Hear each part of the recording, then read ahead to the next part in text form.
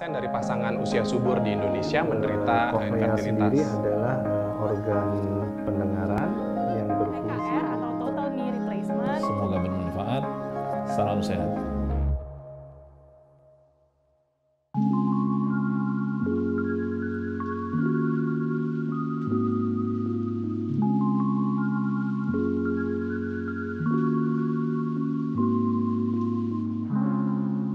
Halo sahabat Premier, perkenalkan saya Dr. Azrina Nur, spesialis mata, dokter spesialis mata yang berpraktek di Rumah Sakit Premier Jatinegara.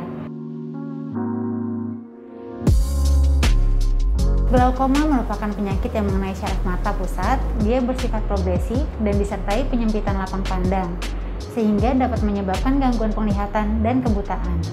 Biasanya kondisi ini dipengaruhi oleh tekanan bola mata yang tinggi.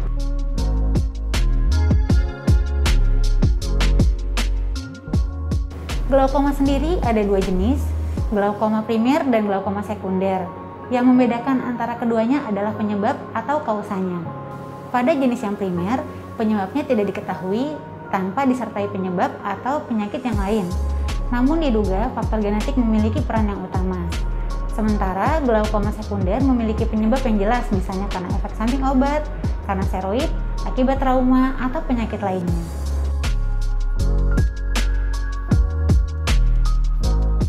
Dari segala usia, glaukoma dapat terjadi pada bayi. Dari bayi yang baru lahir, biasa kita sebut glaukoma kongenital. Pada usia muda disebut glaukoma juvenile, dan glaukoma yang terjadi pada usia di atas 40 tahun. Jadi, glaukoma bisa terjadi pada siapa saja tanpa batasan usia.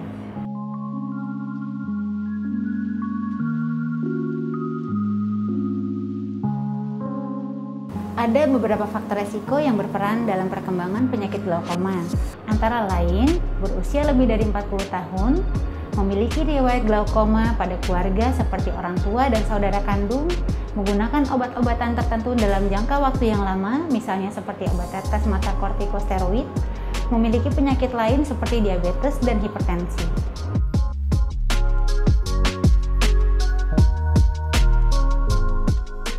Dalam kebanyakan kasus pada penderita glaukoma, gejala baru muncul pada beberapa tahun setelah pasien mengidap penyakit ini, sehingga terkadang sulit dideteksi sejak awal. Namun, pada kasus akut yang terjadi secara mendadak, gejala tertentu dapat timbul secara tiba-tiba, seperti sakit kepala, nyeri pada mata, mual atau muntah, penglihatan kabur, melihat lingkaran pelangi sekitar cahaya, ataupun mata merah.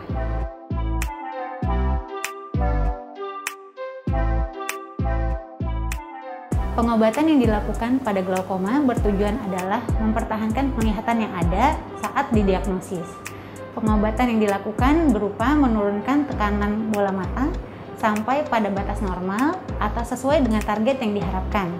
Dengan terkontrolnya tekanan bola mata ini diharapkan kerusakan saraf mata yang terjadi akan melambat sehingga penglihatan yang ada dapat dipertahankan.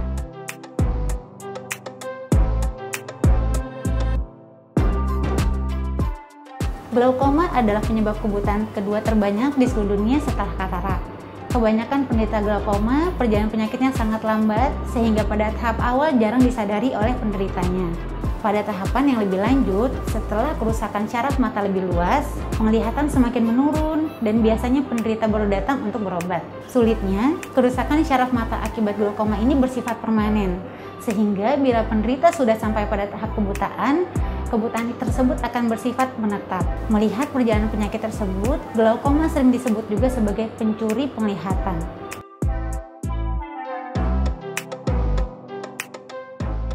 Untuk mencegah timbulnya glaukoma memang tidak ada. Deteksi dini menjadi sangat penting pada penyakit glaukoma. Semakin cepat terdeteksi atau terdiagnosis, semakin cepat kita dapat memberikan pengobatan, sehingga kondisi syaraf mata dapat dipertahankan seoptimal mungkin dan penglihatan dapat tetap terjaga. Pada riwayat keluarga dengan anggota keluarga glaukoma, disarankan untuk memeriksakan matanya secara rutin. Penyakit ini adalah penyebab kebutaan kedua terbanyak di dunia setelah katarak.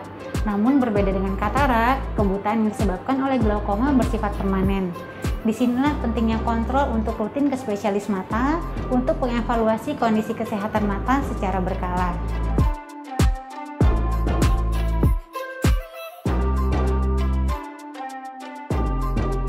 Demikian informasi yang dapat saya sampaikan mengenai apakah glaukoma penyebab kebutaan.